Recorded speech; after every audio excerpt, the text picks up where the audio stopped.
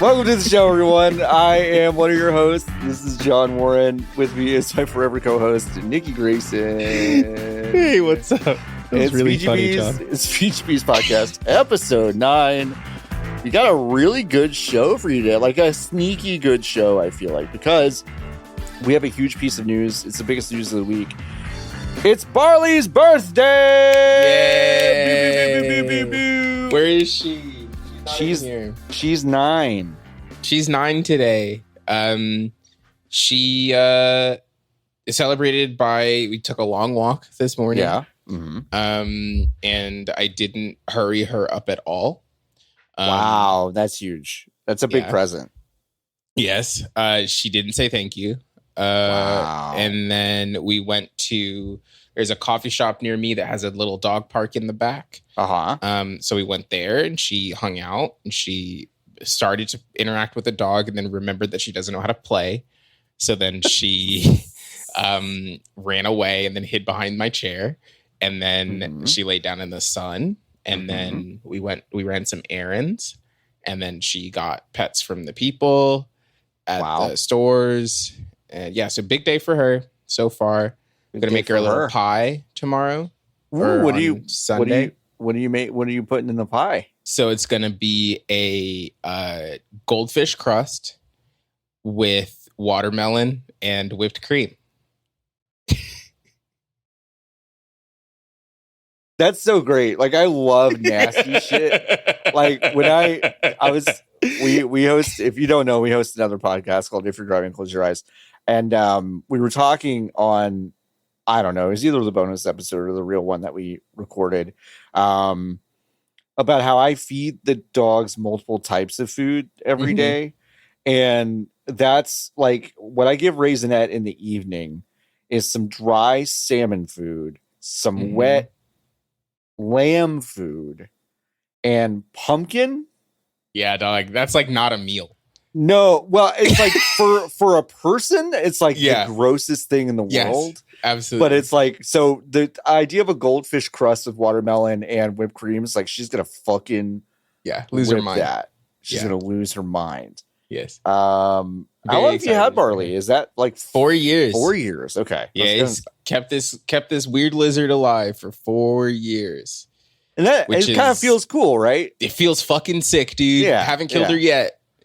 Yeah. That's huge. Yeah. I was deeply worried for a second. Yeah. That I wasn't gonna be able to do it.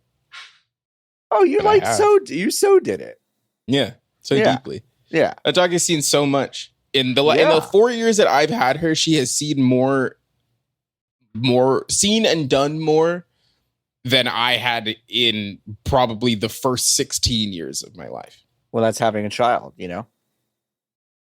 Yeah. You show them the world that you wish to have seen. You want to show them the world, even though they don't appreciate it. Not even a single fucking thank you. No. Not a thank you for keeping me alive for 4 years. Not a single. It kind of reminds me for feeding me every day. It kind of reminds me of like my parents would be like we were talking about like places we've been, and they were like, "Oh, don't forget New Mexico." And I was like, "You mean when you took me there when I was 6 months old?" And they were like, "Yeah." And I'm like, "That's not y'all didn't take me on vacation. I was luggage. I was luggage that shit. I was luggage that shit everywhere. That wasn't. You didn't take me on anything. I could have, as long as I was changed and fed, I could have been in the back of a trunk somewhere. Like it just doesn't. It doesn't matter, you know. May as well have not been there.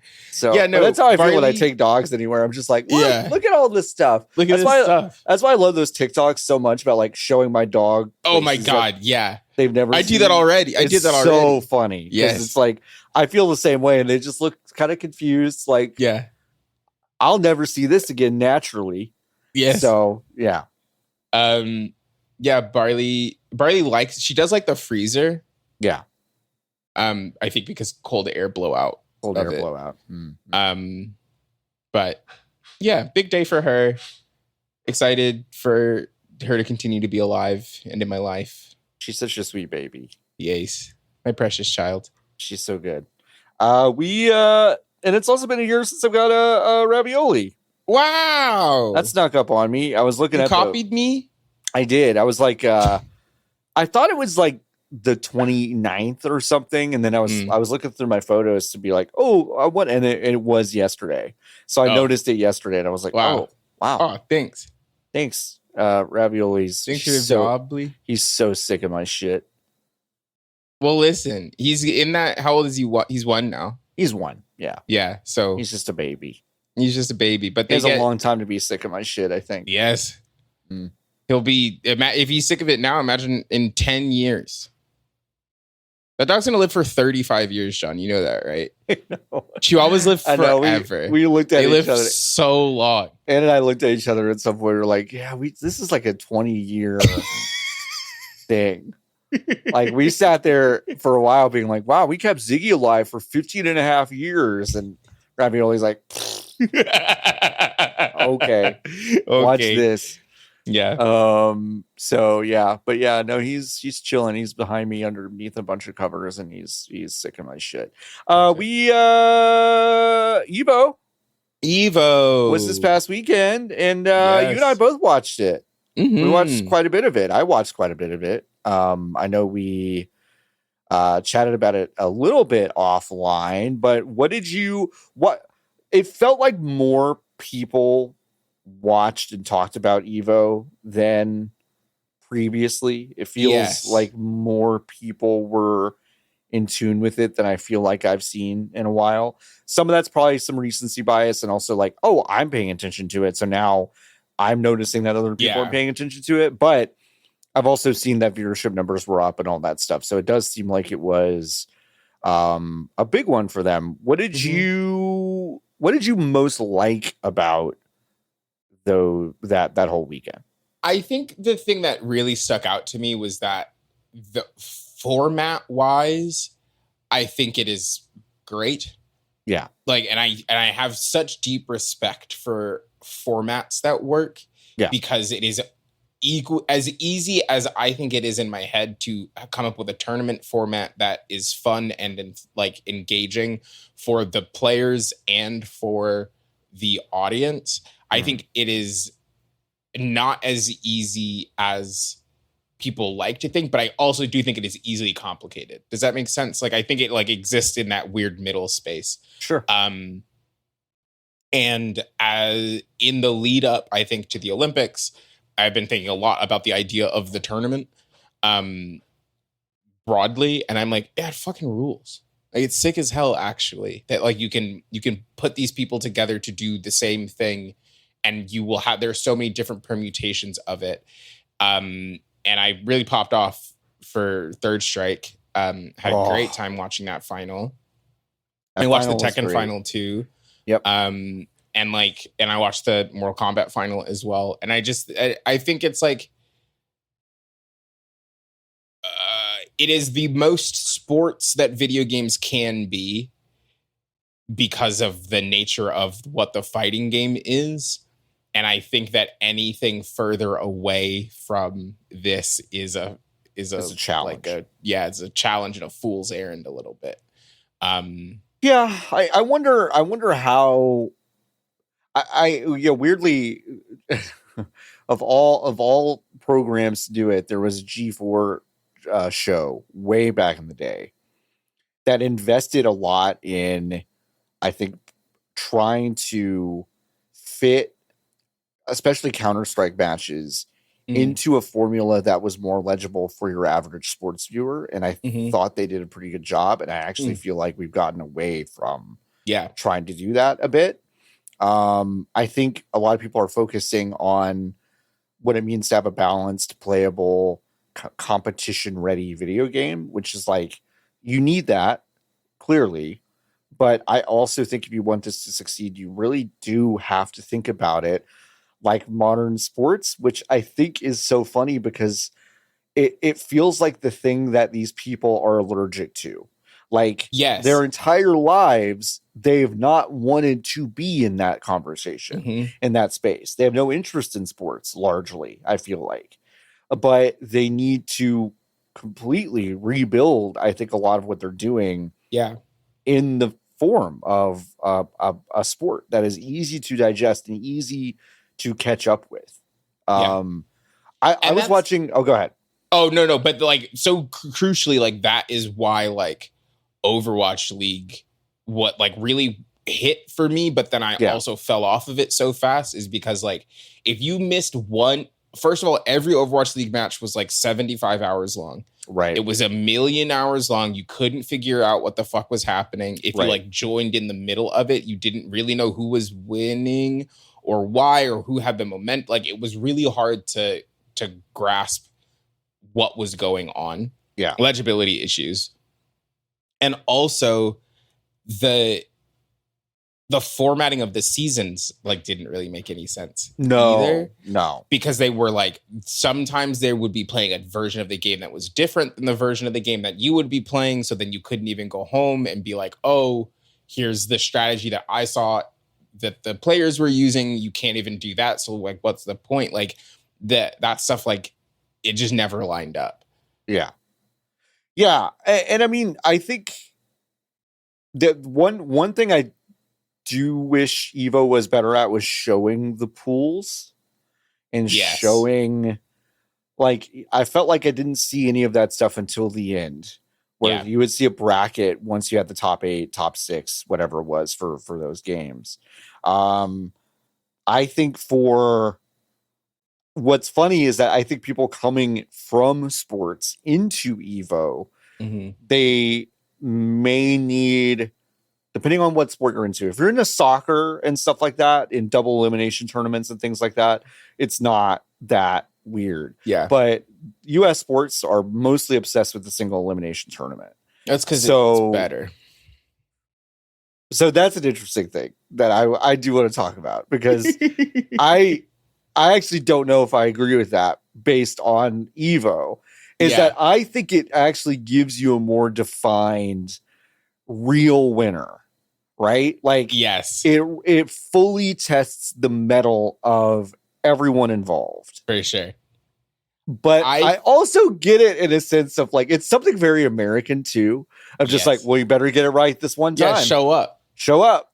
Yeah. Don't fucking lose then. Yeah. You know, that's mostly how I feel. And I think that, but also like, if like the NFL playoffs moved to double elimination, that would fuck me up.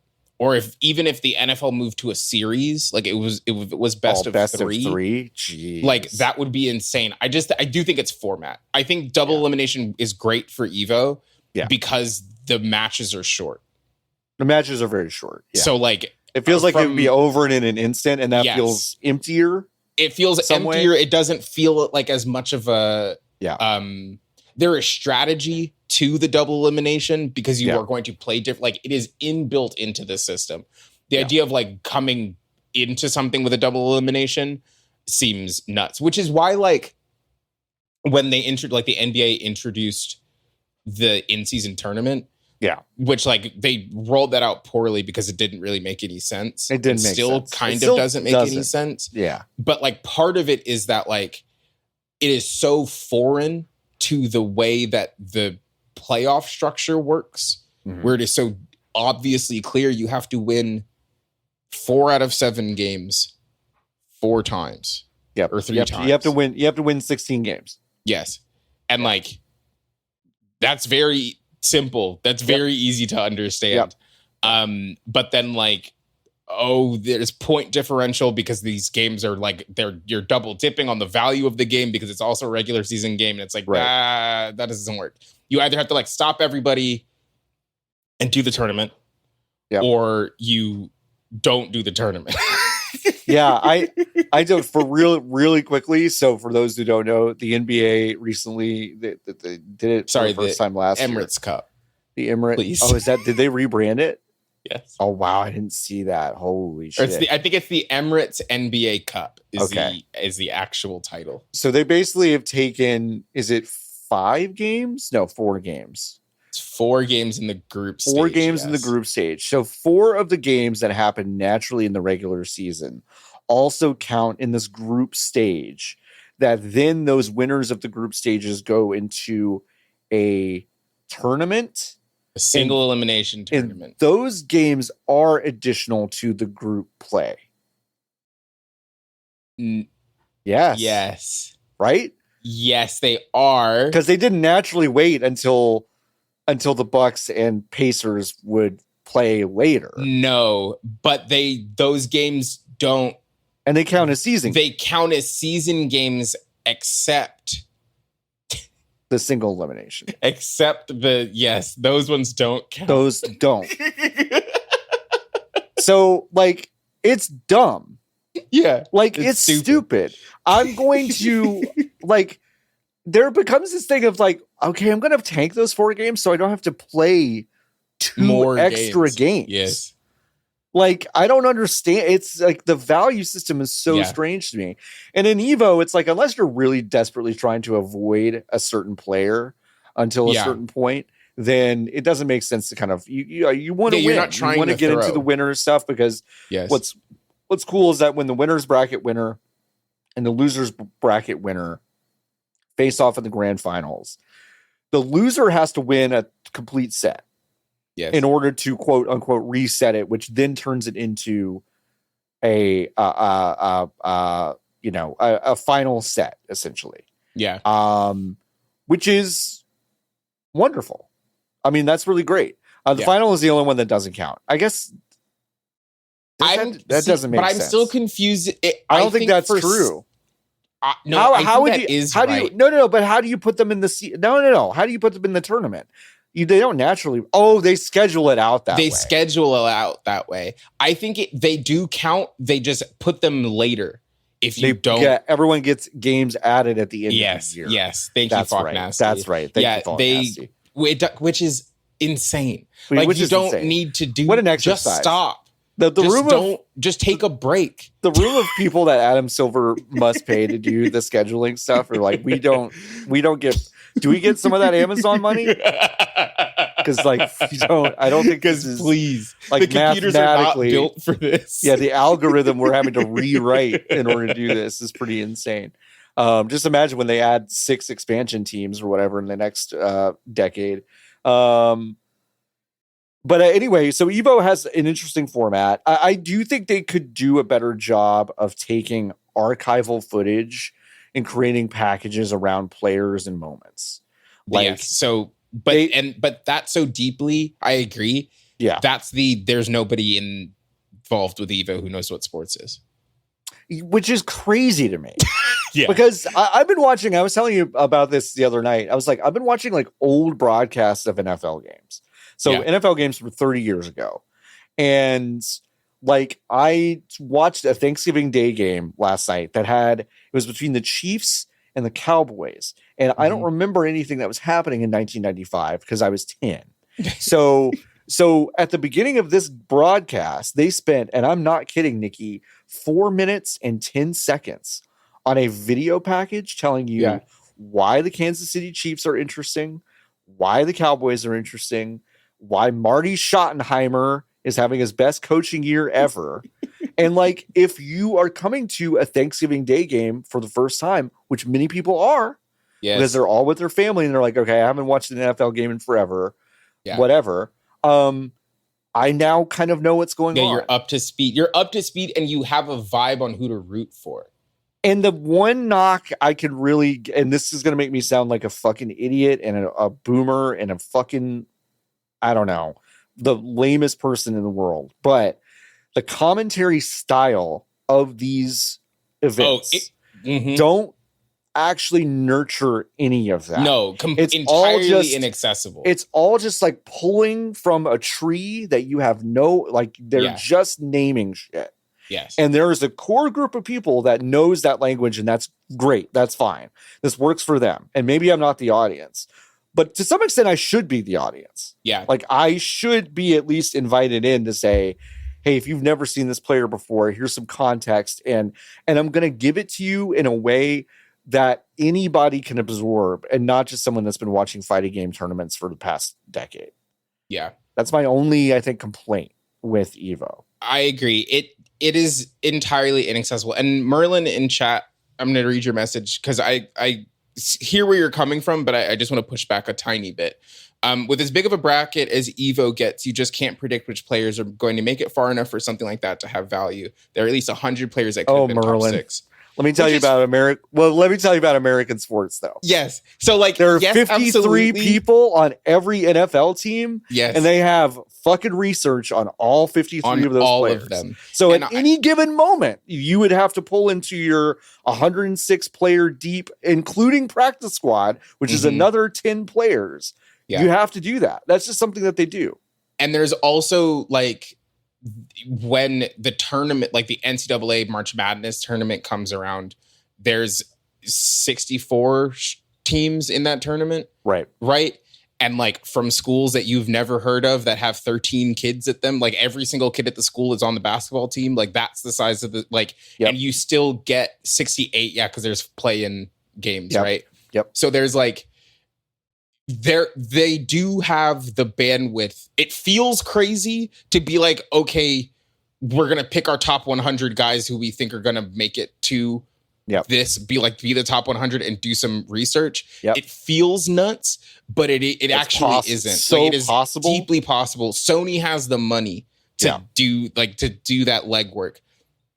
I'm not saying with the exact same staff and numbers. No, for sure. They could just easily do it. It needs to be invested in. So to be clear, Merlin, we're not saying like, oh, they could like they would have to invest. But I am saying switch to be flipped. I am saying in the entirety of broadcast sports, this is a very common thing to happen. Yeah, and also, but this is so similar to something that I was thinking about yesterday because the Olympics started yesterday. Well, like the opening ceremony is on Friday. Which, by the way, just a very quick aside, really bad job of just like if this is one of those Google searches that tells you nothing of like any sort of meaning. Yeah, when did the Olympics start? Because 2 days ago I was like, wait, when did the Olympics start? It's like July 28th, and I was like, yeah, that's weird. I could have sworn I saw a bunch of people talking about the Olympics going on. It's just like, no, the Olympics they're going on now. Go to Peacock. Go to Peacock right now. Yeah. It doesn't make any sense. Just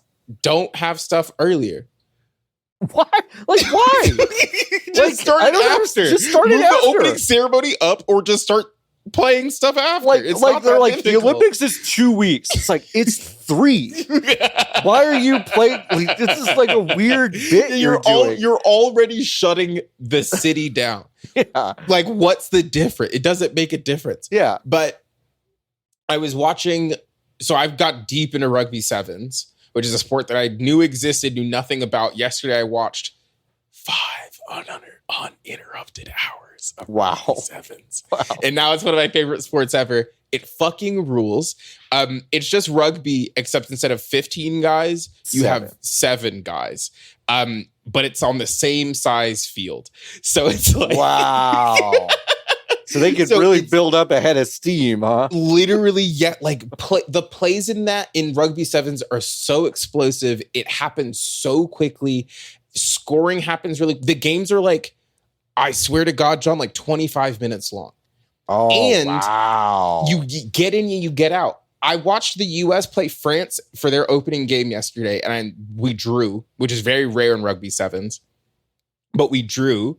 The United States drew France, and then I was like, wow, great. Well, I guess we'll see America tomorrow. And then like 2.5 hours later, they played again against New Zealand, I think, or Fiji. Wow. And then they got fucking ruined by Fiji. But like when you do rugby sevens, you play like 2 to 3 games a day. That's crazy. As you're getting every single bone in your body just completely destroyed. It is so brutal of a sport. It's so much fun. Eli asked question, if in Minecraft I wanted to watch the Olympics without Peacock, what country should I VPN to get free Olympics in Minecraft? Canada in Minecraft. TSN. Canadian Minecraft. Canadian Minecraft has Canadian TSN in Minecraft. And they have good stuff. Anyway, the reason I bring this up, no fucking clue what rugby sevens was before yesterday. Sure.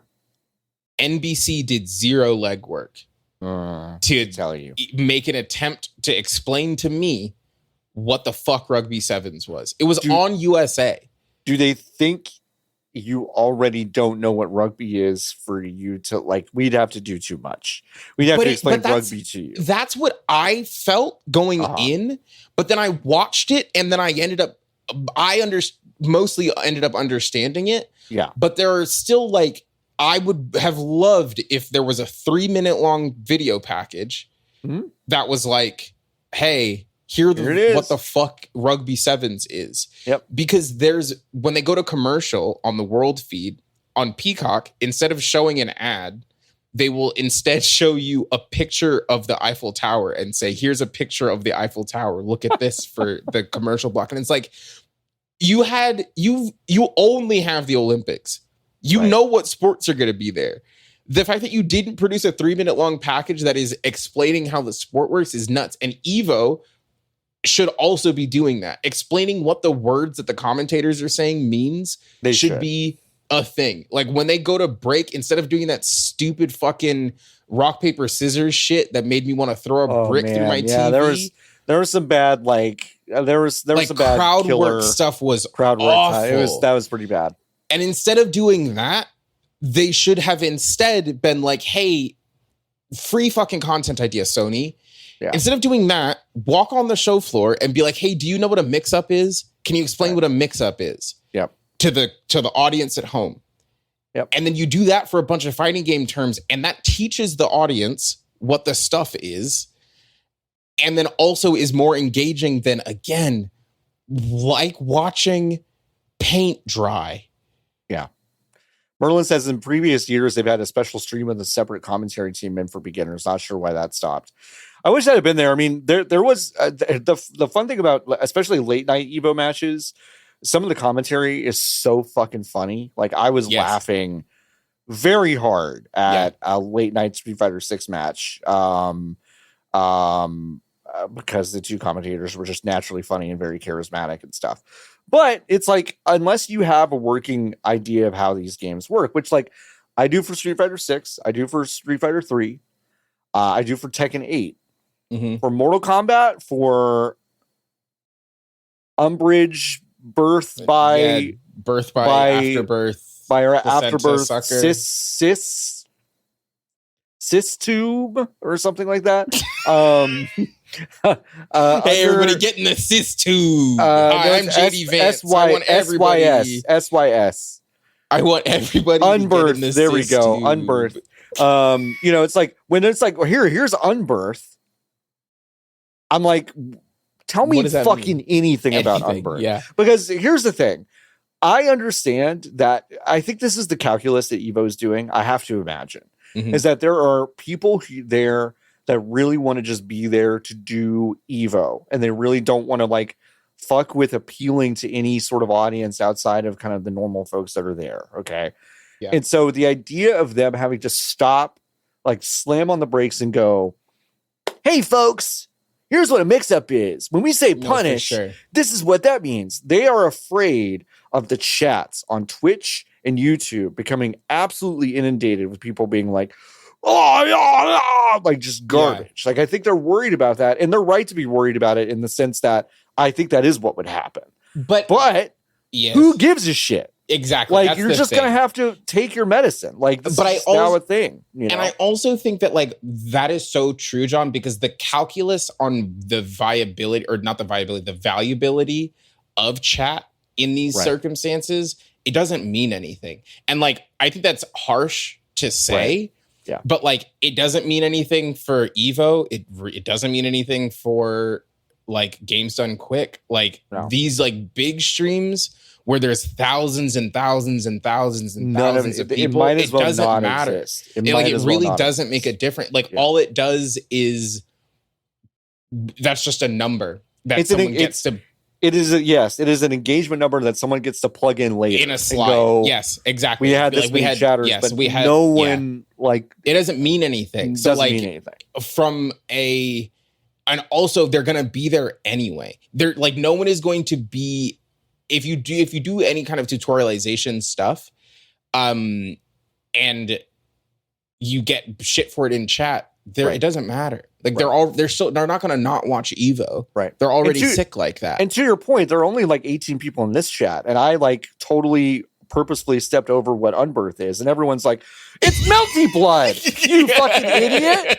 It's melty blood. Don't you know what melty blood is?" No, I do know. Big wife with. I do know what melty blood is. I'm just fucking with y'all, but it is. I don't. But it is. Yeah. It is kind of funny. Like it's kind of like, this is what I think people would do, and it's like, it's funny for us because we have this chat that we really like, but it's like, if it was 4,000 of these people saying it's melty blood, that's essentially what people would be doing, right? It is a fighting game spin off of a visual novel. The Unbirthed game, I was doing some real research, and it does have these like kind of deep story elements and stuff, so it combines a bunch of interesting stuff. Actually looks kind of interesting. I'll never play it, but it's kind of cool. But it's like RJ Lee says, be a huge nerd. It's what you're supposed to do as a sports commentator. Do you think Pat Summerall or Madden sounded any cooler trying to describe a cover 2 play scheme? It's a good question. Here's what I'll say about John Madden. John Madden was actually the best in the world at trying to explain that shit to a normie at home. There has been nobody better than really, really good at that. Because one, he by the way, John Madden, very fascinating figure to me. I did a lot of research on him when he died to write some stuff. Mm-hmm. He was like an innovator in the space. He went to, I think it was like UC Berkeley or something, and was messing with the technology of telestration, which is drawing on the screen of a live broadcast. And he was like, let's do that on TV. He was like a broadcasting innovator. And we need people like that in these spaces to go, the people at home do not know what a cover 2 zone scheme is. Yeah. They do not know what the gap assignments are of the linemen. They do not know that. They will not know it when they look. They will not know a mistake when they see it. They will not know something beautiful when they see it. And so he was really good and a great example of someone who could transcend that conversation and actually explain it, and knew that he had to use visual aids to do it. Yes. So like, there is something perfect about that question of like, yeah, like someone's going to have to go, like, for people who understand it, a punish is super easy, but for people who don't, you have to go back to like frames. You have to go back to like, you have to go back to basics somewhat to let people know kind of how a game works. And it's like, I don't know. It's like, it's a lot of work. Yeah. The fact I think it'll pay off though, if they do. The fact that Evo has not, and I think this, again, it's like, it's bandwidth, it's priorities. Yeah. It's whatever. But the fact that like that on Monday of this week, that Evo did not have a like Evo moment 38 explained video about that guy doing the drop kick over the super. Oh my God. Strike. Yeah. Right. Like, it is inexcusable to me that they didn't have those commentators sit back down in the film room, or even grab the player whose name I'm forgetting, or put not even like, you don't even need to have him explain, but like just have him on the call, Zoom call for 30 seconds to be like, what were you thinking in this moment? Did you think, was this planned? Like blah, blah, blah, blah, blah. Like, was that scouted, or was that just pure muscle memory? Like what like was instinct? Yeah. And that's a 3.5 minute long video, gang. Like, and that's it. Like it's so easy because it's not like the vocabulary doesn't exist, and it's not like the production pipeline doesn't exist either. Right. But it really just is like not enough people who run these kinds of tournaments or run esports actually watch sports. Right. So they do not understand that a lot of these problems have been solved for 30 years. Yeah. And 30, 40 years. Right. And then you get people who are on the other side running like the streaming situation for Peacock for the fucking Olympics, the biggest sporting event in the whole world. That they know is coming. That they know is coming. A decade in advance. Like they know at any point, any Olympics that you are seeing live, they've known is going to happen for a decade. Yes. And instead of doing any prep, they do not any of that prep, which is a bummer. Funk asks, earnest question: does Sony have any sports stuff now? I mean, they make the cameras that shoot the sports. They make cameras that shoot the sports, and they make MLB The Show, right? Mm-hmm. So they must have contacts, and I mean, they were deep, like the Negro League stuff and women's baseball, and a lot of, like, they are deeply in touch with those leagues and their licensing partners there. They make those cameras. There are enough components there that I don't think that is like a huge stretch. This is a kind of an aside, but not really. I think there's a bigger conversation than I think than it is for this show. But like, I think it like really speaks to like how flawed America is. But like, as a driver of innovation broadly, American sports has done more than a lot of other like institutions. Major League Baseball is the reason that we have subscription video on demand. Yes. because Major League Baseball they had MLB at Bat. They had internally, they had a division called Major League Baseball Advanced Media, or BAM, Baseball Advanced Media. And that was one of the strongest, most reliable, highest bit rate, highest quality online video, like non-YouTube online video providers on the internet.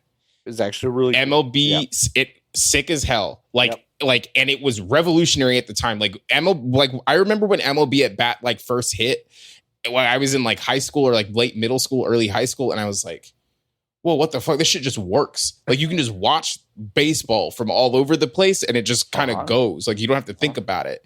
And then they spun it off, and Max, the one to watch for HBO, is just MLB at Bat. Like, it's just MLB at Bat. Like, the CMS is the same. The pipeline is the same. It's crazy. So like, there are very smart people working in sports who have solved a lot of these problems. It really just needs to be, the people need to know that they can ask. Strange. I don't know. I think it's rooted. It's got to be rooted somewhat in, it has taken these leagues so long to figure out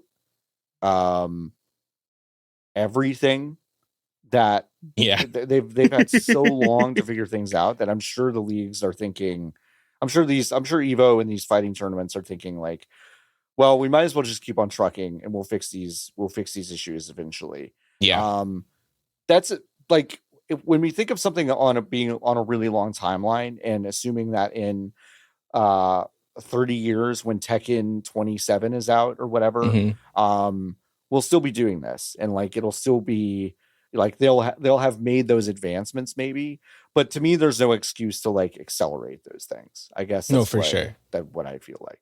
So, I don't know. Let's move on. Okay. I've been playing No Man's Sky 5.0. It looked gooder now, right?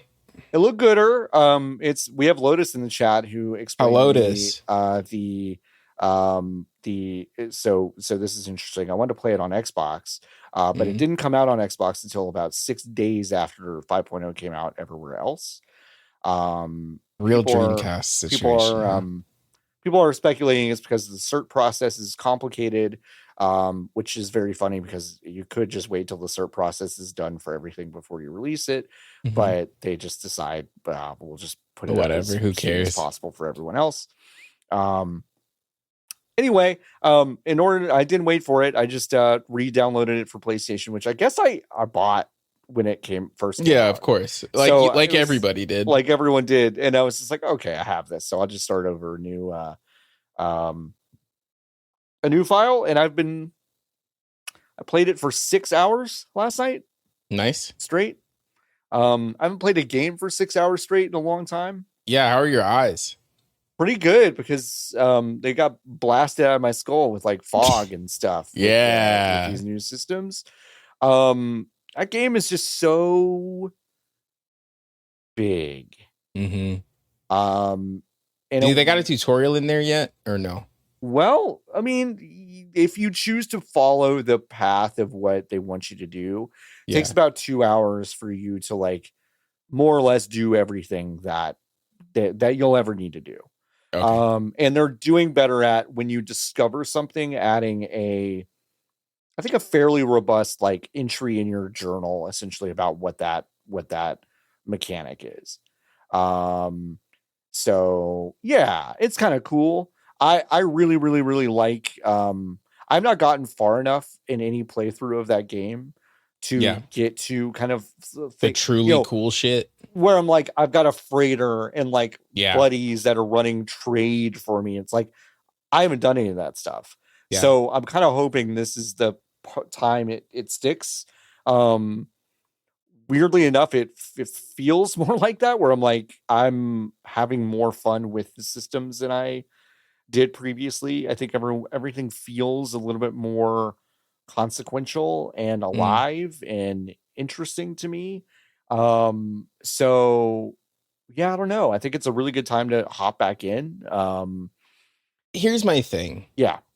Every time an update comes out for this game, those words are said 100%. And then I do off. What you just did. I do 6 to 10 hours. Yep. And then I say, I think I'm okay. Yep. On this, because I don't know I don't know what to do. Like, there's you don't know if you're not finding fun enough to keep it going.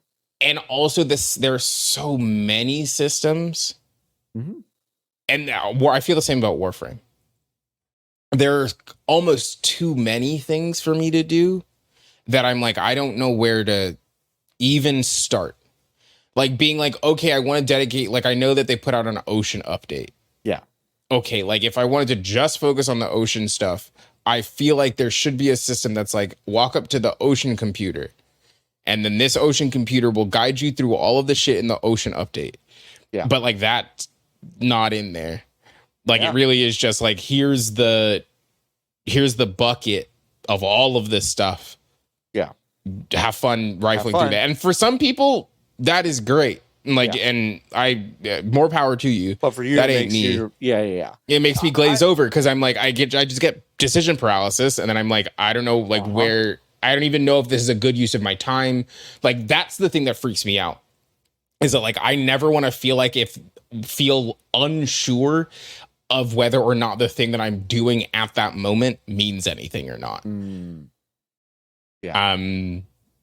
So they have expeditions, which are kind of these seeded worlds where you basically can go do kind of missions and things and do really specific activities that usually focus on something that is unique to the update that they've made.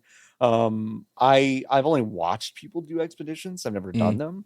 I've heard that a couple of them are really cool. The one that's out right now is a little bit like Helldivers. But I'm positive it won't be as interesting as Helldivers, to be honest. But I think to your point, the bucket now, for me, the bucket now is so massive that it is telling me you're never going to get everything out of this bucket. That's so scary to me. And so, and this is the part of it that never landed for me until now. Yeah. And so, the shit that doesn't seem interesting, don't worry about it. And that was the part that I think was missing before. Is that I think before it felt like, well, building a big base right now needs to be a thing that you do and you don't do anything else. This was like 3 updates ago that I felt this way. And they're like, you better know how to do this. And I'm like, why? And this time it's like, we're going to tell you how to build a base, but like, if you want to fuck off, yeah, you don't have to do this. And also they've made it a lot easier to bounce to these places pretty quickly if you want to. So it's like, it's cool. And also like, so people in chat are talking about how you can basically customize your world and basically say like, all this shit is free. You can do whatever. You can't even die. It's just creative, all that stuff. I know all that stuff is there and I've played with that stuff before. What's a bad part of my brain, which I think doesn't exist for a lot of other people, is if there's a recommended way to play something, you're going to do it that way. Very slow to do it a different way. Like it was hard for me to turn the difficulty down on Witcher 3. Now, once I did, it opened the floodgates where I stopped caring about difficulty of a lot of games. But I was bored with having to concoct a bunch of like fucking potions every single time I wanted to fight a dog. Messy with that stuff. Yeah. I just didn't want to do that. And I still found it to be really rewarding when it was easier. So I was like, this is fine. But that was hard for me. And so it's hard for me to just go, well, everything's free and I'm just able to do, because I do want some friction. I do want some friction, but I don't want that friction to be confusion with systems, or I want that friction to be like, I want to do something and the game should be interesting enough to make it interesting. Sure. That's my thing. Like the idea, like now that we've had this conversation, I will download it for what is probably what I wish Sean Murray's got like a spreadsheet. He's like, oh, all right. Yep. Niki Grayson. One more time. Got him again. 4th most downloads. Like, I do think it's probably like 15 times that I've uninstalled and reinstalled this video game. Yeah. But it's gone. Oh, your thoughts gone? Oh, the idea of like having to build another fucking indium and cadmium drive again, like no fucking way, dude. Like that's the stuff that I'm like, I get it. Let me skip that stuff, because that part is like I don't want to or need to. They could fast forward the fuck out of that stuff. Like I really feel like the second you get that that refinery machine, you build that for the first time, they just give you a chart that's like, here's all the shit you need that's gonna like here are all the formulas. Here it is. Yeah, like you're in space in the most advanced society ever. Like, you know what the conversions are. Like I think you should just have those. Yeah. I get the sense of discovery that some people want, but it's like you already have so many of those discovery systems. I think you could skip this one about what chemicals are. You know, it's like I don't know. Yeah, like I don't know or care. Yeah. Fonk says that you don't have to do the fuel stuff anymore. Listen, I'll see. Wait, you don't have to do the fuel stuff anymore? Listen, I just read the chat, and chat what can't lie. What do you mean you don't have to? Like, you mean you could turn that off? You can turn that off, but in the normal mode, you still have to fuel stuff. Grosimian fed 50 animals and got 400,000 space money. That sounds good. Yeah. Well, also you can like a lot of the stuff that you dig up now on planets, you can sell for like 50,000 units each. That's great. So basically the currency you use to learn how to build stuff that you may not care about ever building, you can actually sell that for like. Oh, that's helpful. So it's like it's kind of cool. The most fun I had in that game was we were at Fanbyte, I think, at the time. And I think it was early. So I want to say it was maybe 2019 or 2020. But the most fun I ever had in that game was that I basically was just like running a scam.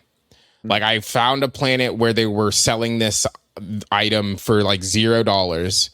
And then like 3 systems over, there was a system that was buying it for $1 bajillion. That's great. And I was like, oh, every time I leave, it resets. So I simply can just do this run. So I had a lot of money. And then I started buying ships and stuff. I was like, I'm going to buy this. I'm going to buy this. And I was like, oh, this is fun. But then I was like, okay, well. Now you've run the scam and you're like, well, is there going to be another scam? Is it going to be tastier than this one? Yeah, I don't know. Probably not. Yeah. So I don't know. I was also thinking about similarly on the space game Tilt. I've been thinking a lot about Star Wars Outlaws lately, which I am like tentatively excited about conceptually, but then I have the feeling in my bones that I kind of know, I think, how it is going to go. I was more excited before I saw the IGN video. I don't know if you've seen it, but like, oh no, so that's the other thing. Is that I'm like, whoa, y'all, like this is the fastest a game has ever gone from like, whoa, this looks amazing to like, wait, it looks like this actually. And that's what I figured. Like, I very intentionally have like separated myself from it. But I think it's because we're getting so much closer, it's harder and harder to separate myself from it. So I'm like hearing more and more about it. Yeah. And they just had a press event last week or maybe the week before. Yeah. I think I'm allowed to say that. I didn't go. You're allowed to say that. I'm allowed to say that the press event happened. I didn't sign shit. I think the embargo for that was like yesterday or something, but yeah. You know what? What? I'll say this. Yeah. I cold emailed the PR person after not being invited and said, hey, can I come? And can you believe it? She didn't reply. So what's that about? What is that about? What's that about? What's that about?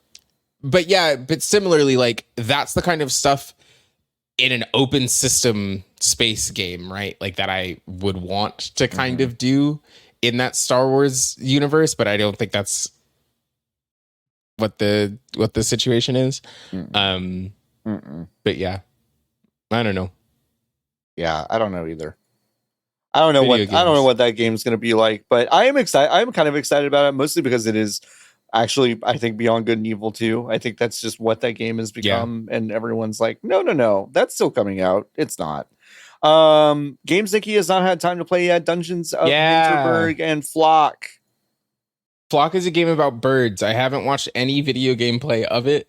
It's just I just know that it is a game about birds. It's in Game Pass, so I picked it up. There's a lot of cool like aesthetic stuff in it. Yes. It's on Game Pass. Yeah.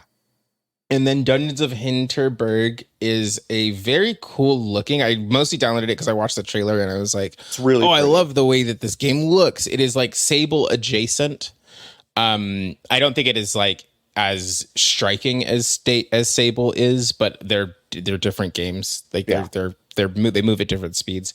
This is like a third person character action RPG dungeon crawler situation. You've got abilities and enemies come at you and you fight them and you level up your abilities and stuff. And it looks very cool. I've started watching game trailers instead of reading things. Which has actually been kind of helpful for the way that I like inform myself about whether or not I want to play a video game, because instead of listening to someone say that they liked or didn't like it, I have to pick whether I think I'll like it or not. So you're just trying to see if it's interesting to you instead of listening to someone else's opinion. Yeah. As our opinion is really like folks at home, just don't listen to us. Just like kind of do your own research, deeply don't like do your own research, teach the controversy, learn the controversy, like that kind of stuff.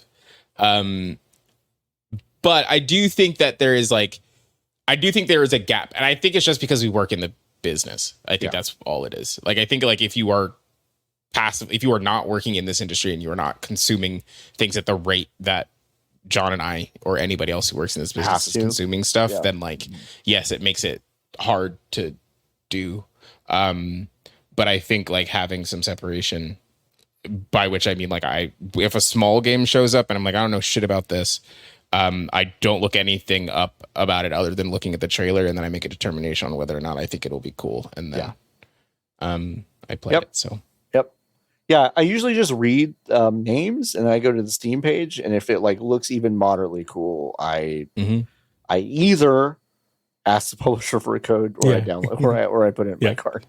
Like before I give you money.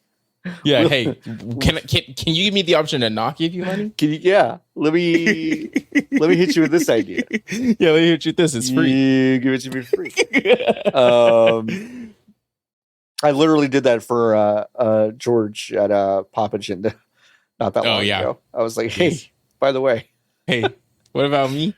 And ended up playing one of my favorite games of the year, which we'll have a review up on Monday. So I'm excited for that video game. I just got my code for it. Very good. Yes, I'm amped.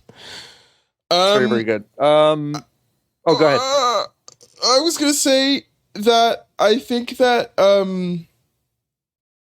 last week I might have mentioned that my Game Pass lasted until next year.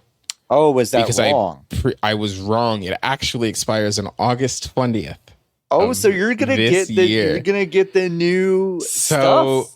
But I'm trying legitimately and actually trying to decide whether or not I'm going to renew Game Pass or not. Wow. Because you could probably get it. I could probably call somebody or like expense it or whatever. But like it's you have two outlets you can literally use right now to just go. Yeah. Like if it doesn't work for Giant Bomb for some reason. Yeah. You could just be like, well, for the scrappy VGBees? For VGBees. Yeah, I could. I just think that it's like, you know? Yeah. Yep. That's how I feel about it. Yep. Yep. That's how I feel about it. Yeah. So, imagine my fucking surprise when I logged into my Microsoft account and was like, 2025, I'm sure. They're like, no, August 20th, 2024. Which does track because I did buy all of that stuff in 2020. Mm-hmm. And I hit the cap in 2020. Mm-hmm. So there you go. That's time. Hey, we had two unions form this week, wall to wall. Yeah, huge. Bethesda and World of Warcraft. So the World of Warcraft team specifically is what unionized over at Blizzard. Confusing to me. A little confusing. Might take a little bit to unwrap, but it's still a lot of people, which is very cool. Certainly puts a weird amount of pressure on, I think, the rest of the company to kind of respond. Obviously, some of the Activision teams there had QA teams that did down this path, but this is the first wall to wall, which is very exciting. And Bethesda did the same thing.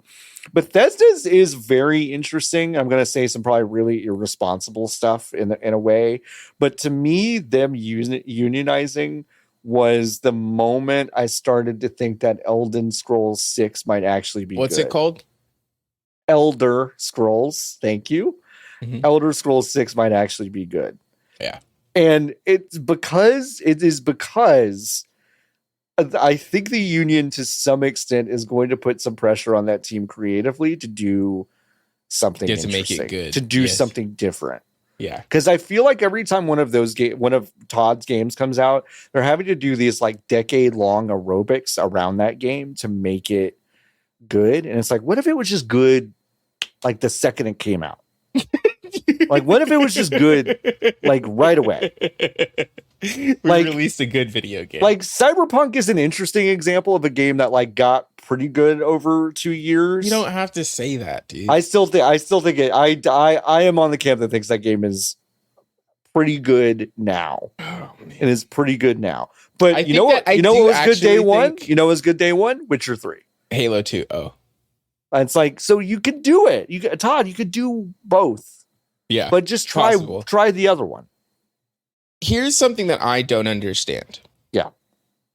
And maybe you, as a wizened adult who has owned businesses and knows how things work on this planet. All of them have failed, but yeah. That's not true. I was waiting for you to like, well, that's not true. Well, the federal government would say otherwise.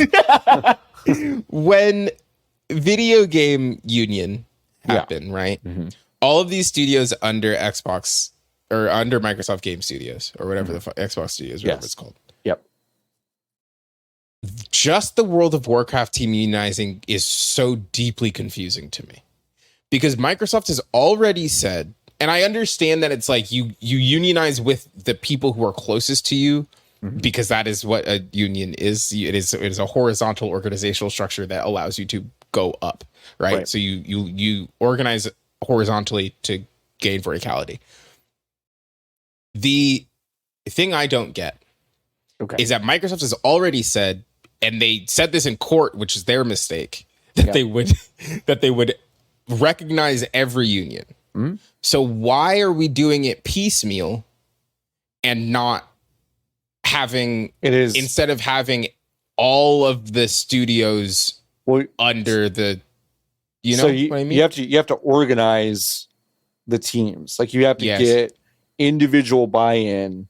Yes. To a level above a certain percentage point that will have that conversation take place, and then you can formally recognize it. This is someone who is not. I've not formed a union, so I want to be clear about that. So I'm skipping some steps, and I'm also being like overly high level because this is just what I know. You have to do the organization. I mean, when they talk about organization is the key to it, it is about wrangling people and getting enough of that buy-in to write essentially a document with all of those signatures, with all of that in like a voting process. It's very formalized. It's very traceable. You can, figure out kind of who is supporting this in this group, and it's got to hit a certain threshold. The idea that someone could organize the entire place and voluntarily get everyone on board within the entirety of the organization above that threshold is impossible. They would not be able to do any other part of their job. Right. So in order to take the time away from their jobs to organize, which is essentially what most people do, that number of people is still wildly impressive, by the way. Right. Absolutely. Yeah. So I don't mean to. No. I know you're not. I'm just saying like that's a crazy amount of work. Yeah. For both Bethesda and WoW. But like that is why that doesn't happen. Does it end up in a situation where, so the WoW team is unionized now. The Overwatch team sees that, like the WoW team did it 4 or 5 months, 5-6 months now from now, that team unionizes. Do those unions merge? Do they go into the same? Like that's the part where I think the thing I just don't understand. All is that like groups, does it? All those groups could come together to form, I think, a larger overarching union. I think that is correct. Yes. Okay. So in theory, the rest of Blizzard could unionize, and then that union could also. But then that's the other thing. It's like these walls I'm sure are 1 million feet thick between Bethesda and Blizzard. So it might not even be advantageous. I think that's the point, is that I don't know aside from sending a big massive message. Yeah. Like I don't know what the benefit, like you kind of want to unionize where you work, right? You don't necessarily like, you care, but you're like, this is where we've organized and this is where I am. This is where the people that I'm working with are. And so you might want to help them organize and give them resources to say, hey, these are the snags that we hit. Mm-hmm. But ultimately those people at that workplace have to organize. How does the car union work? I don't know. I don't know how the car union works. Because I feel like the car union is that. The cars, not the car union, the people who make the cars, their union. And Fong pointing out that the WoW union could be its own union within a Blizzard union and within a Microsoft union. Like it is there's kind of nesting structures as well. Yeah. A lot of that ends up that way. So yeah, but I think that's most the answer to the question is mostly like you unionize where you are. It's already really, really difficult, and I think that's why we saw it with QA teams, because they were smaller and they probably largely all have exactly the same problems, right? Yes. Like individual teams can usually quickly agree to the things that they want and can get all that buy-in. If you're across multiple departments, like there might not, like I can make some sort of argument somewhere that there's a team within WoW responsible for biz dev stuff that's like, actually, if you hamstring my ability to take phone calls after 8 p.m. to do my job, like my job is harder because it's the like, I'm not saying that that's like something that the union would insist on or anything like that. I'm just saying like to get buy-in on the exact same things across departments is just a lot harder. Yeah. From what I understand. Still, but Blizzard, it's like Blizzard, it's like but the WoW team is I can. It's almost funny that like the teams within Blizzard have not been faster to do this, because I have to imagine that like there's just a lot to agree on there, and a lot of common ground to just like come together on. So there are multiple car unions. Yes, it's not just. I don't think it's just one auto workers union. There are multiple unions for that. I love learning. Yeah. There's we talked about it a couple weeks ago, but there's a good unions in game video that people make games made, which is a good kind of like intro to the stuff. Chris Pratt is good at Chris Pratt. I wish I want him to take, because whenever I say his name I also think Chris Pratt, but it's like he should have that, like he should have Chris Pratt. And then when people say Chris Pratt, they go, oh, the guy from People Make Games. It's like, no. Star-Lord. And then they're like, oh, yeah. Okay. No, I mean Star-Lord. Got it. So yeah, that's cool. And then Hummel Games shut down. Weird. And this is so strange because like they've been a publisher of some really, really good games, including Signalis, which is one of my favorite games over the past few years. And this was a part of Humble Bundle, which is now owned by IGN. I must stress that is the entity of IGN and not like the website, the editorial staff, anything like that. Which is like such nasty work. They do that shit on purpose. Yeah. Such nasty work. Mm-hmm. Yeah. To name yourself after the thing that, because then it's just gross. Yep. I hate it. Yeah. So I think it should be illegal. So Ziff basically was like, we don't really want to be in this business anymore. We're going to give it out to a third-party consultancy. They gave some mushmouth bullshit about, hard times in the economy, blah, blah, blah, blah.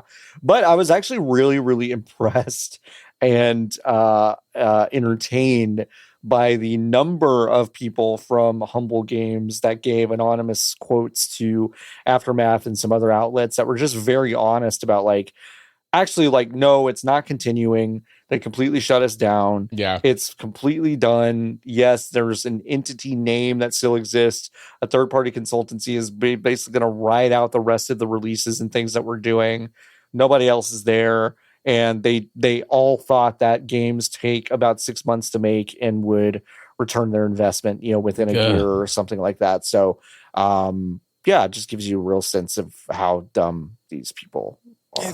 And no one's ever done anything. Yeah. Just ask a question. Mm-hmm. Sorry. That's all right. Just ask a question. Yeah. Like, it's so easy to ask a question. Like, hey, how this work? Mm-hmm. How it work? How like, it work? You don't need to. And I think it's just like, it's like how good of a person are you legitimately? Like, I don't even think it's like an intelligence thing. It's like, do you have enough respect for human beings around you to ask questions in service of other human beings? Right. Because if you don't, then that's how you get into situations where it's like, oh yeah, we simply will hire 45 people to run a game studio or a publishing house. And then we won't ask anybody how it works because we don't know. We figure that they know, and then we have our expectations. Nobody ever lines up, and then when it inevitably doesn't happen, it doesn't happen. It's like, no, like if you took 2 fucking seconds to ask maybe even any of the smart, talented people that you hired, hey, what should we expect from this? When should we expect from this? Like, it's so not difficult. It's not. But even then, I don't think those answers would have been accepted. Like, that's the other thing is like sometimes people will ask and then they just go, oh, okay. And when it's not what they want to hear, they're just like, I'm going to file that under they don't know what they're talking about. Yes, deeply. And I'm going to build my own reality here. Mm-hmm. And so Ziff Lotus is reminding us that when they did purchase Humble Bundle, they got rid of their most famous and beloved feature, which is basically being able to set the percentage of your purchase that actually goes to charity. Mm-hmm. Very funny. I mean, nuts. I know like having the most knee-jerk reaction all the time is not always like the right one. But I do remember when that happened, basically everyone was like, hold on a second. Mm-hmm. There's something not great here. And then it wasn't great. It wasn't. Weird. So strange. Oops. Oopsie doodle. Should we take a quick break and then come back and do Hive questions? Let's do it, John. Let's do a quick break and then we'll be back with Hive questions. And then I've got a new segment that I'm blindsiding Niki with. Yeah, I know. I saw the tweet. Now I'm scared. Very excited. We'll be right back right after this. Oh man, are you ready for this? Ba-da-da-da-da-da. Ba-da-ba-da. Ba-da-da-da-da-da-da. Ba-da-da-da. Ba-da-da-da-da-da-da. Ooh, I got the vocal fry. You had the breath control better than I did. That's pretty good. Could have gone forever, John. It could have gone. The harmony. Forever. There was harmony there. There was good. It was good. Welcome back to the show. Hi. It's time for some Hive questions. Pew, pew, pew, pew, pew, pew, pew, I got a new jingle. All right, you ready? Okay. Okay. The jazz is still going. I just heard it. Yep. Okay, I got a new jingle. Here we go. Okay. We've got Hive questions. Questions for money. Answer as much as you want. So for money, you can ask us questions. If you go to VGBees.com/join. Oh, I see. You can ask us questions and we'll answer them on the show. We have a question from Niki Grayson. So it's not really a question, more of a note. So the when you did it just now, yep, it sounded like the modifier. What if I stood up and I was wearing the leather mini skirt that Tina wears in that video? That would be sick. That'd be sick. But it sounded like the modifier was on the first half. The give me your money seemed unrelated to the questions part. And that's why I was so confused initially. Questions for money? Yeah. You thought that part was, did you think it was just kind of tacky? Yeah, I didn't understand. Have questions. Give me your money and I will finish the show. How about that? Is that better? But the thing is that worse? The show will be finished regardless of whether or not they give us money. Okay. So it's not related. Okay. I've got Hive questions. If you don't pay me, I'll come to your house tonight. Now we're talking, John. That's the good stuff. Yeah, let's kick off the fucking segment, dude. Let's go. Hey, what is the mentioning the Scottish play in a theater of video games? This is from Papa Bear Zach. So this is for those who it's a great question. For those who don't know, and I'm not a superstitious person, you're not supposed to say the word Macbeth in a theater. So people call it the Scottish play. Yeah. So what is that version in video games? Well, okay, I think we first need to establish what the theater is. Okay, what is the theater? Because is the theater the GameStop? Because for a while, like, if the theater is the GameStop, then it for a long time was Battletoads. Sure. And then like pre-Battletoads, the remake.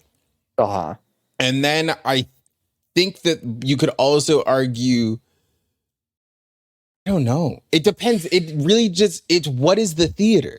My Hero Zero is because I think it could just be the entire pantheon of game discussion. And they do say I wish it was the Dark Souls of X. Like, you know, yeah.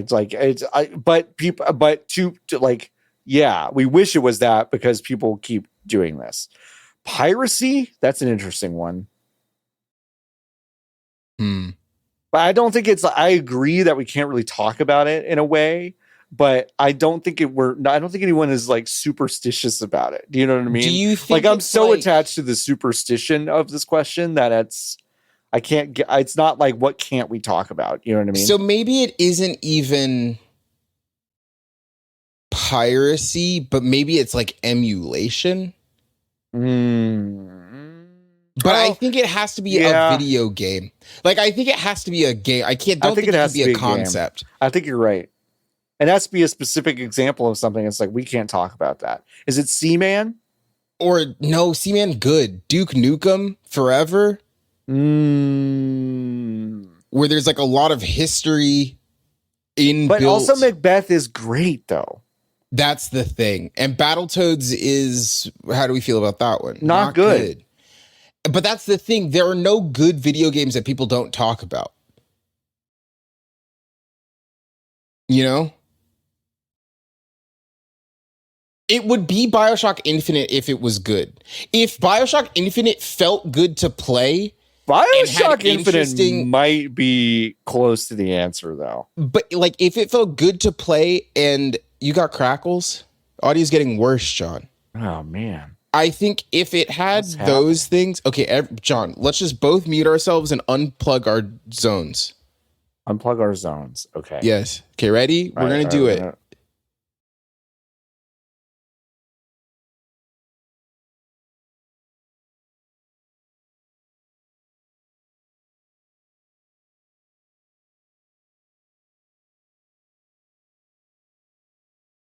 Oh no. I didn't realize how much effort this was going to be. Oh, this is a lot of effort. Oh no. Oh geez. Didn't help at all.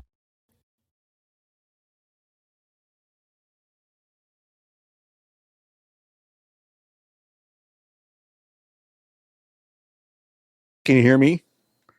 Can people hear me? Is it worse? Niki's video is also framey. Yeah, maybe we might not OBS this thing forever. Hello?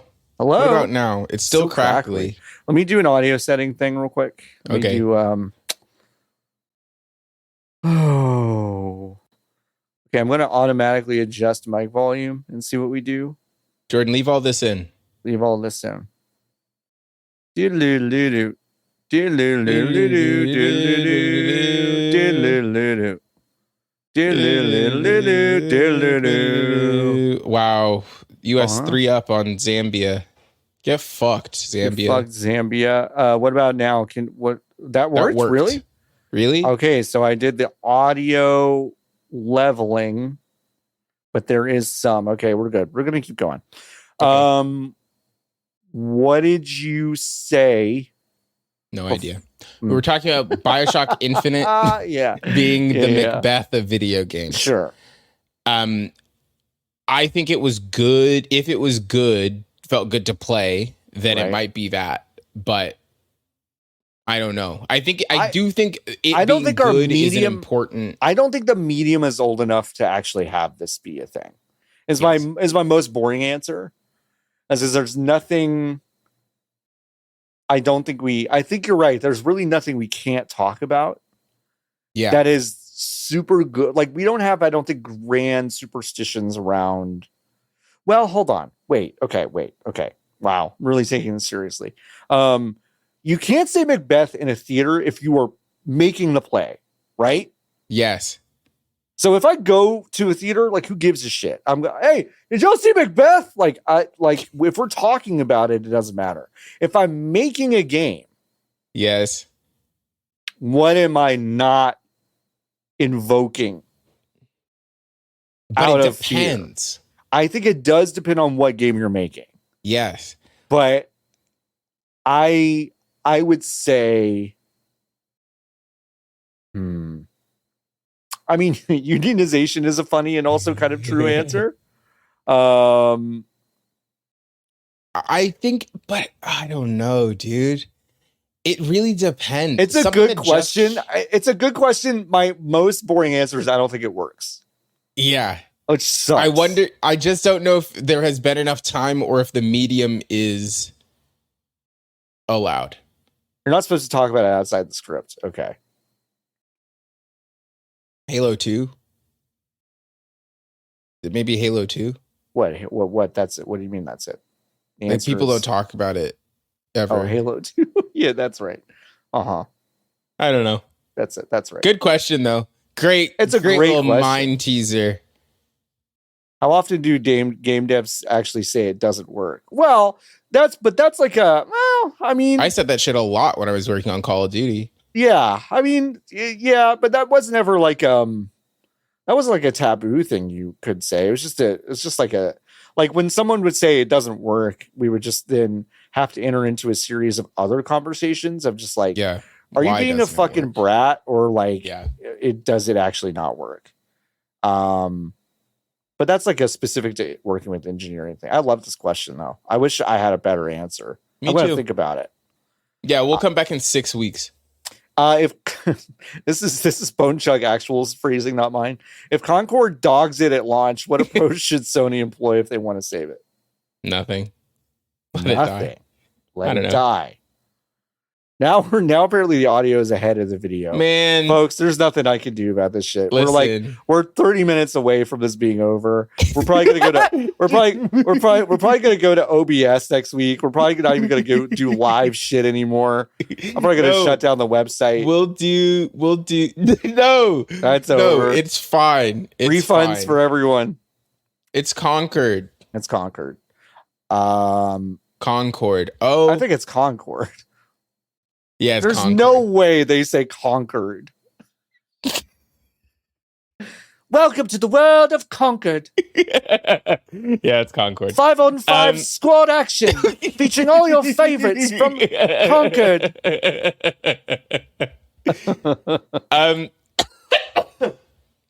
That game's gonna be DOA. Paul Nasty telling me to relax. I'll never relax. No, I'll end this website right now. I'll turn it off. I'll turn it off. I don't think they will. I think they will. They'll put some. I think they've got like 12 months of stuff. I also don't think they will. I think they will just disband that team in a year and then put 70% of that team onto other teams that need the multiplayer help. Yeah. And they also announced it's not getting a battle pass. That's also true. If only they had a studio. Which, by the way, real quick, a team announcing that they're not having a battle pass like 2 years ago would have been like music to everyone's ears. Yeah. And now it's suddenly like you guys are fucking doomed. And it's so true. Like, it's so true, but it's like, yeah, that's kind of how things happen. Do you think that there is anybody in Sony like that has maybe history making kind of like a large multiplayer game? Anyone at Sony? I don't think so. Like they made Ratchet and Clank, and then they made I think God of War is them, right? Crash Bandicoot and God of War. And it's like I just don't think nobody else do anything. Nobody in the house really understands. They've certainly not spent any money on trying to get that knowledge base within their company, Because I mean, like, if you're trying to make a bunch of live service games, like if it were me, I would try to bring somebody in that has history making a big live service game that like a lot of people like and play and talk about a lot, and like maybe like were really important for the foundation of the genre, but it doesn't really seem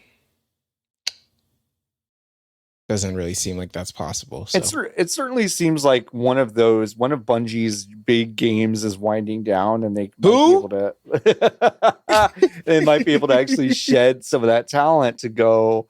Like, I know it's messy. I know it's not easy. I know it's not like a thing that people could just do super easily, but like, I would think that when you buy a bunch of these really big companies and kind of glue them together, part of the appeal is being able to strip off some of them, make a deal with their parent company and say, hey, I want you to pay them to basically come consult on these other teams for us for a little while.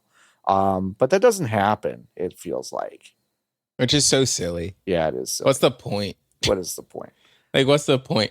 Like, we're going to, like, if it's annoying, if Bonk says bring Mag back.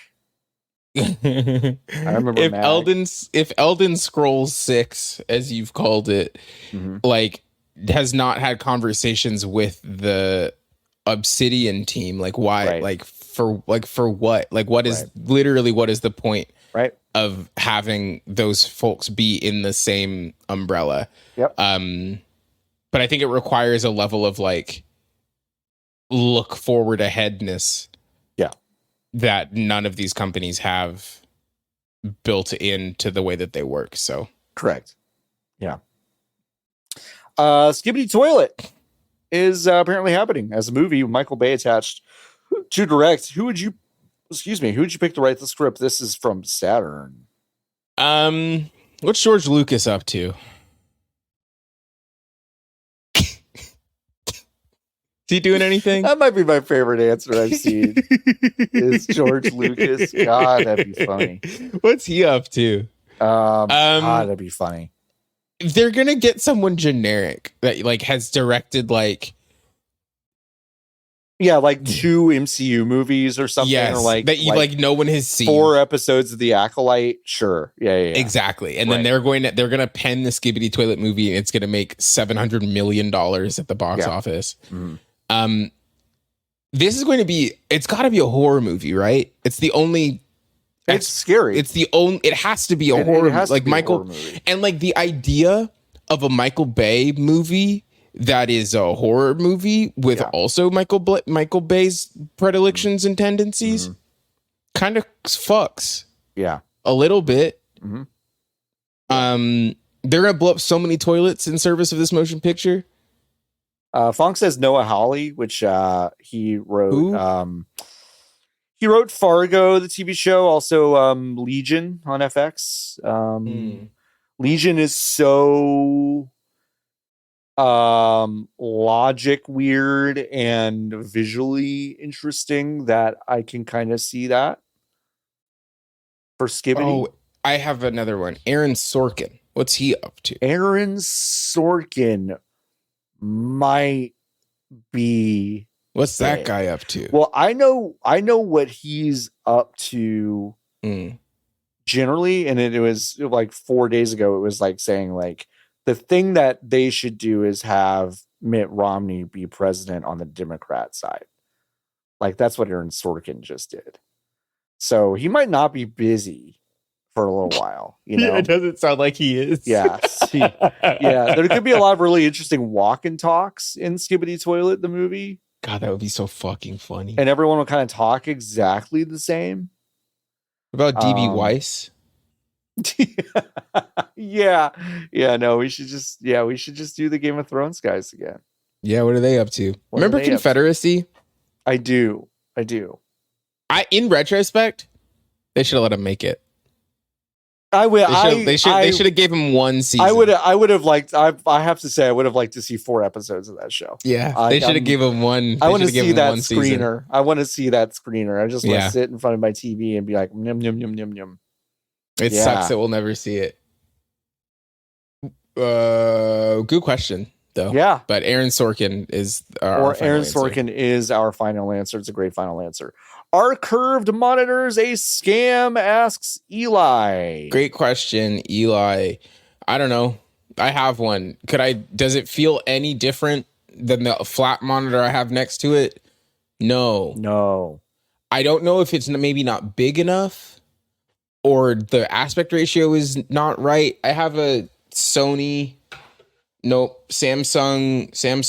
Odyssey G5 or some shit. Uh-huh. Yeah, that sounds right.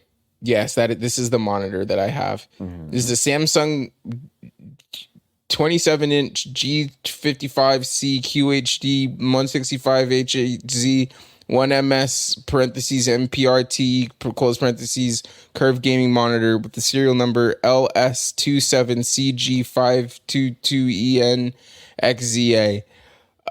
So just type that in. Did you get all that? Did you get all that? Here's a link if you want that for whatever reason. They take up slightly less space, says Lotus. I mean, kind of, but then it's like, for what? I mean, you don't have a lot of desk space. I don't know. Not really though, because it's already dead. You know what was already going to go there? The fucking monitor. So like, yeah, I guess it saves space, but like in service of what? Yeah. I don't know. You're never looking at the. I was thinking earlier. I was like, well, I'm sure if you look at it from angles, it doesn't really work. I'm not. Like, you're never. My chair stays here. Angles. I know. Yeah. And like it's supposed to be like the curve of the monitor is the same as the curve of your eyeballs. I don't. That shit matters. seems fake. I don't think it like it's. I think if it was curved the other way, it'd be like, what? Yeah, exactly. But like, I still have to move my head and move my eyes to look at stuff on the screen. So like, what's the point? Like, I don't know. It might feel different if I had one of those curved ultra wide monitors. Right. That might be different, but this is a regular ass aspect ratio. I got it because it was the one that was on sale. Like, not because I wanted a curved monitor. So I don't know. I don't really know if it does anything. We don't believe it is a scam. It doesn't feel like a scam to me. If they are cheaper and they are working for people, it doesn't feel like it's a scam. They're not worse. So there's that. They're not worse. But I think a lot of times like stuff is worse. Like a more expensive, different thing can be worse. But this isn't worse. So if you want one, get it. Go to Costco. Check out what they got at the Costco. Go to Costco. Or just buy a small OLED TV. Just get one big OLED TV and put that on your desk. And have that be your monitor. Wait. Sorry. You said get one small OLED TV, and then you said one big OLED TV. So get one 42-inch OLED television. Yeah. And put that on your desk. Which is what I have in my office. Yes. And then just use that as your monitor. Okay. Maybe don't do that. OLEDs are bad if you have static imagery on the screen. Yeah, but that's true. It's not your money unless it is.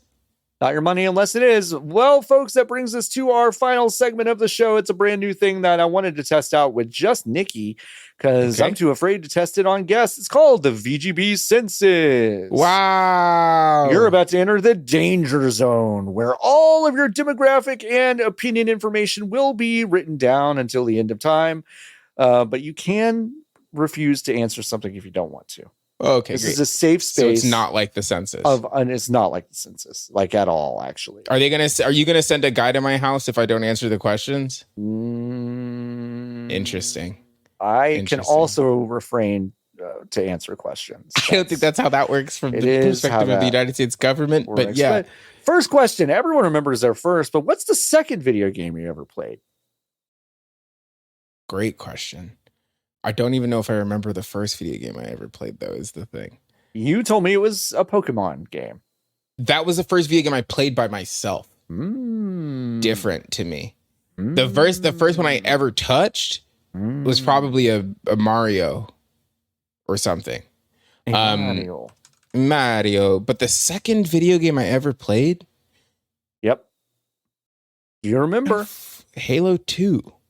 I don't know. Halo 2 is the second video game you ever played. I'm still waiting, John. Halo 2 is the second video game you ever played. Well, we have in the chat RJ Lee saying it was Duck Hunt for RJ Lee, and it was for me as well. Congrats. Well, it's because they were on the same cartridge. On the same cartridge. Because you're fucking old, both of you. We're both fucking old. Way to show your age. Hey, what's your least favorite part of a game that you love? I don't like that in Fortnite that when you jump too much, your jump height goes down. You like run out of jump height. You run out of jump juice. Yeah, and then you got to run for a little bit. Does it give you a meter to show you that? Or is it, that's interesting. It just, you feel it. Like if you tap A, you just jump less. That's interesting. And I get why they do it. It's so you don't spam jumps when you're getting shot at. Yeah. But that's annoying to me. Great answer. He says, say something thoughtfully nice about a game or series you don't like.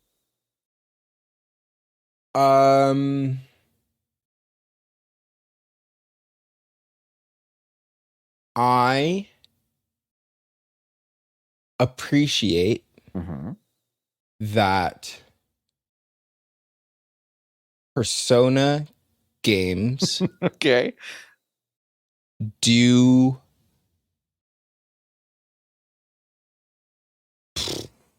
That'd be backhanded. I gotta walk that back. I appreciate anything about Persona. See, the thoughtfully nice part is the hard thing, because I really think hard, I think I gotta mean it. I think people can just cheese their way into an answer of just like, oh, I don't have to play Persona. Like, I do want to stick with Persona. I do appreciate that the vibes of those games are very different from game to game and very pronounced from game to game. And I think from top to bottom, that is a character portrayal situation. That's the way that those games feel like they are written. I have not played any of them. From the outside looking in, seems like they have toe to tip good understanding of what they want their characters to say and do. They understand the ways that the music is important to the presentation of the game. They understand that the way that the games look and feel, the way that you move through them, is important to the way that the games are presented to you. Yeah. And I think that a lot of games do not have that cohesiveness, that cohesion on that scale. When you look at Persona 5, there are not many video games that look as put together and complete as Persona 5 does. And I do respect that. Great answer. Hey, I waved my magic wand and you're now an expert in a skill you don't currently possess. What is it? It's language acquisition. Okay. Any specific language? Well, no, because if I do all of them, then I can. Okay, so you just if I get the skill of really language acquisition. Okay, so it unlocks your brain that if you go on that owl can actually teach you shit now. Yeah. Okay, all right, that's a good one. I trap you in a Mr. Beast house. With one video game you won't get sick of for 30 days. What is it? I have a couple of questions. There is a toilet, so you don't have to worry about that. That was actually that was gonna be on the list. Yeah. Do I how long do I have to play the video game for every single day? You have to play it for 2 hours a day. 2 hours? That's it? You have to play it for 6 hours a day. Listen, this is why this is called a test period. Yeah, because that's a great question, and I'm like, 2 is not enough. Okay. I'm also just assuming that like I'm getting paid, like I don't have to worry about anything. You're like, fine. Like I'm just like picked up Pocket Dimension. Yeah, but just Mr. like Beast house. You're fine. Everyone you love is fine. Like you'll get to the end of it and you'll get money. 6 hours a day. But 6 hours a day you have to play a video game. What are you not getting sick of?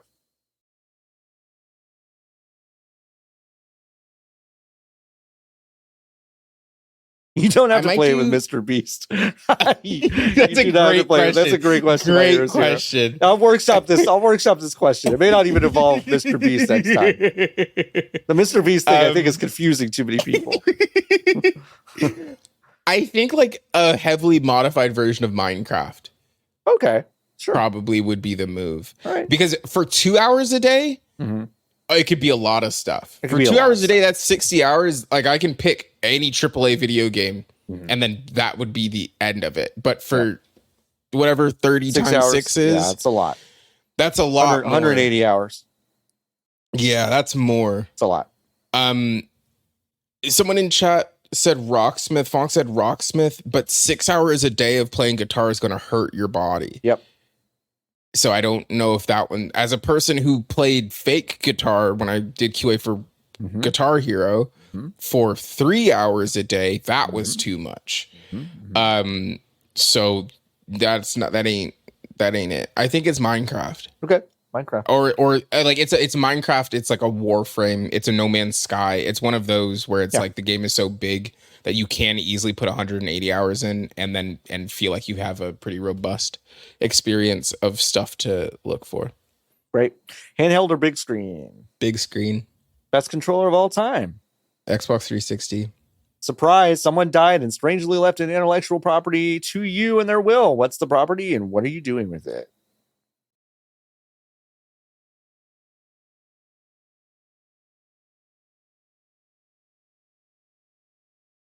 Good question, John.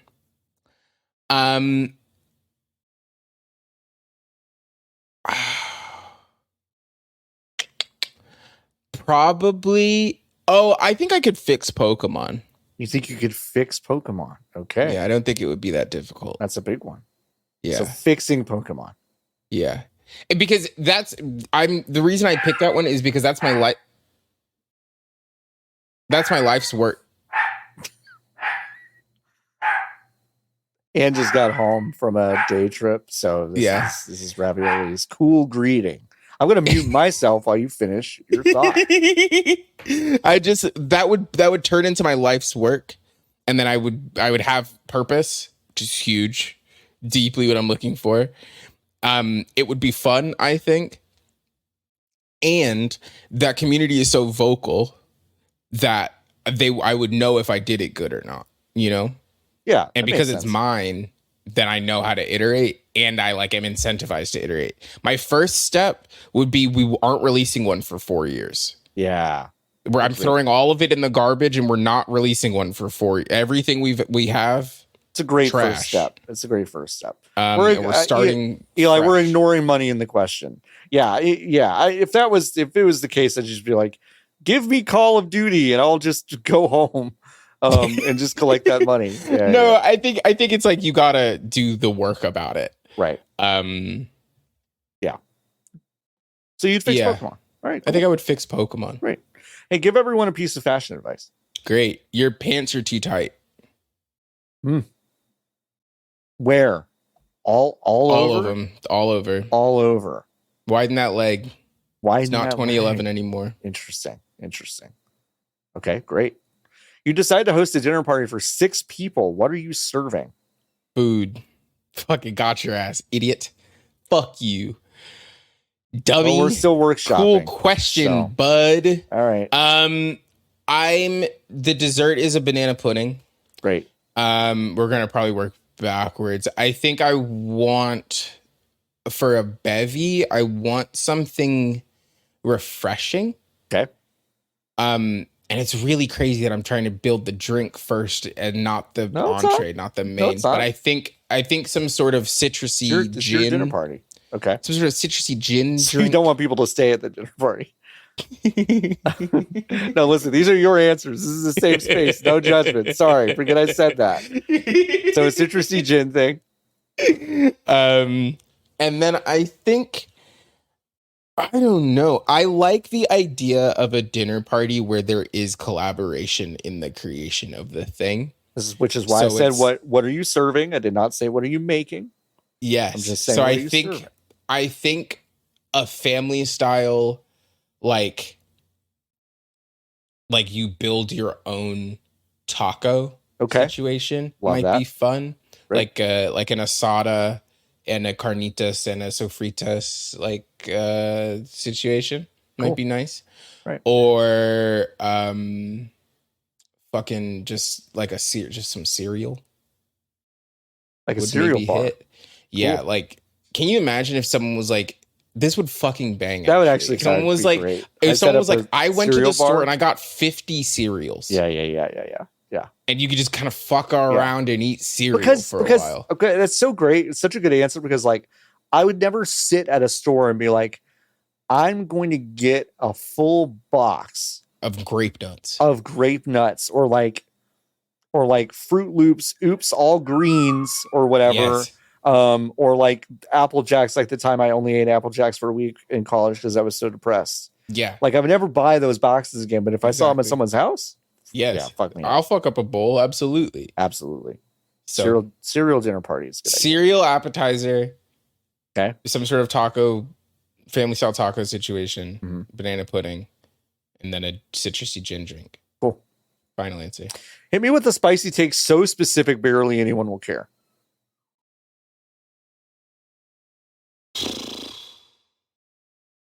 I think that the WNBA All-Star Game is in Olympic years is the only good one.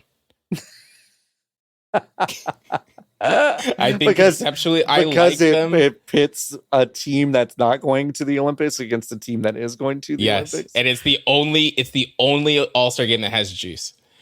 The rest of them are I like the idea of an All-Star game. I appreciate and value that yes, you need to celebrate these players in the middle of the year, give them a little break, and then have them do some fun stuff in service. But none of them are good. The only one that hits is once every 4 years, and it's the WNBA All-Star Game, where we have Team USA and everybody else play against each other. Yeah.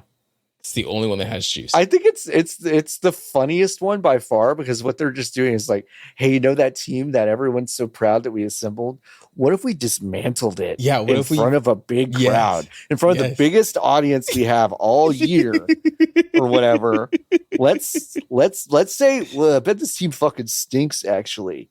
Yeah. And then Arike Agumbawale was like, I'm gonna drop 34 on watch this. Team USA. Yeah, it's pretty good. All right, finally, share a warm memory with me. Of you or generally? Just generally. Oh,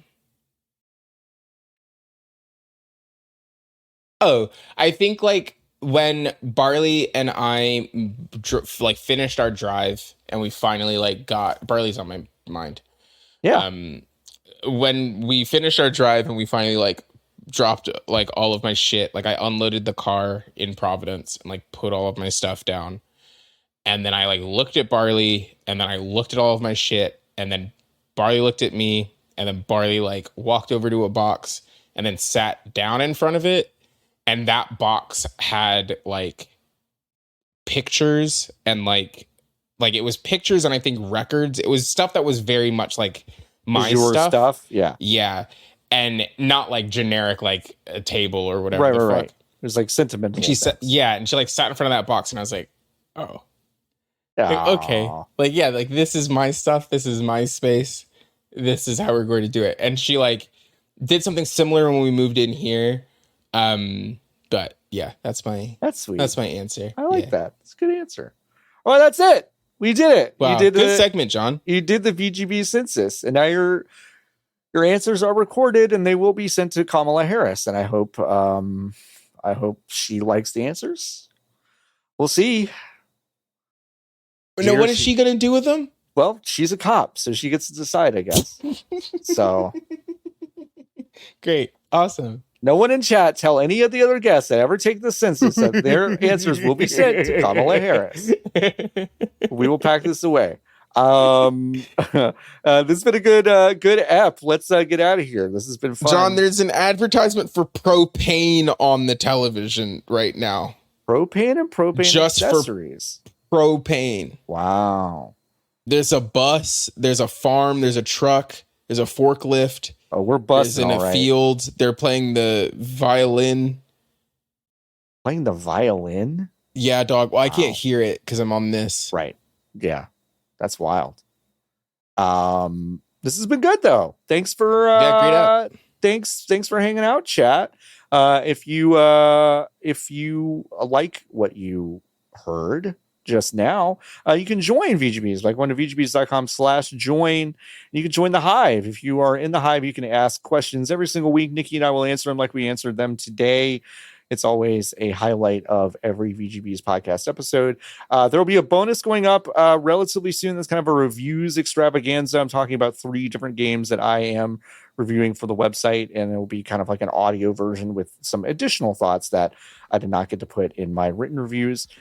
So be on the lookout for that. And you can only hear those bonus episodes if you are a Hive member. So check that out. That episode should go up early Monday morning because there is an embargo that ends on Monday morning. And that is when that episode will go up. All right, folks. Until next week, keep on buzzing, everybody. Bye.